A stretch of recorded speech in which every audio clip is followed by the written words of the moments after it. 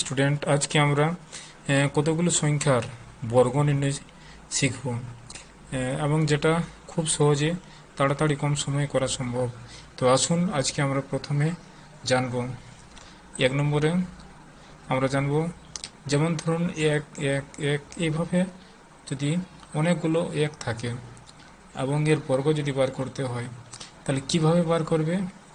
না, সর্বপ্রথম গুণে দেখতে হবে কটা সংখ্যা আছে। 1 2 3 4 5টা, টোটাল 5টা 1 আছে। তাহলে এখানে সিরিয়াল লিখতে হবে 1 2 3 4 5, এবং এরপরে কি করতে হবে না, 5-এর থেকে কম করে করে আসতে হবে 1 পর্যন্ত। তাহলে 5-এর পরে কম 4, তারপরে কম 3, তারপরে 2 1, এভাবে করা সম্ভব। সিমিলারলি যদি ধরুন 1 1 1 1 1 1 1 এরকম যে কোনো সংখ্যা থাকতে পারে। হ্যাঁ, তো এখানে দেখুন, এর যদি বর্গ বার করতে হয় তাহলে কি করবে না, গুণে দেখুন 1 2 3 4 5 6 7 8, 8টা 1 আছে। তাহলে 1 থেকে 8 পর্যন্ত চলে যাও।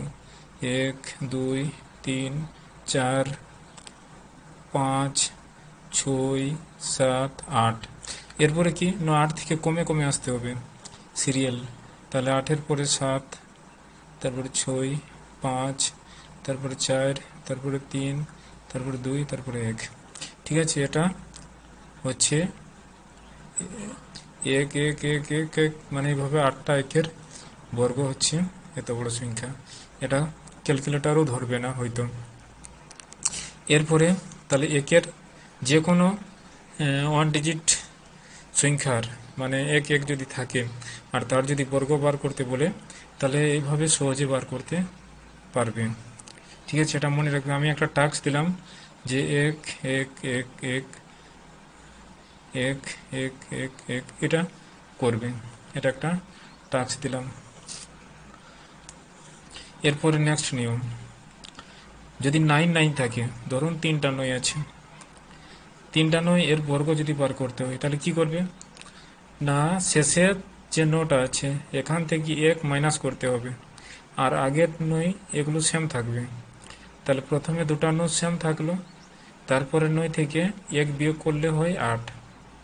ঠিক আছে, এরপরে মনে রাখতে হবে কি, 9 থেকে এদিকে যেটা 9 আছে 1 প্লাস করে এদিকে ওটা অ্যাড করতে হবে।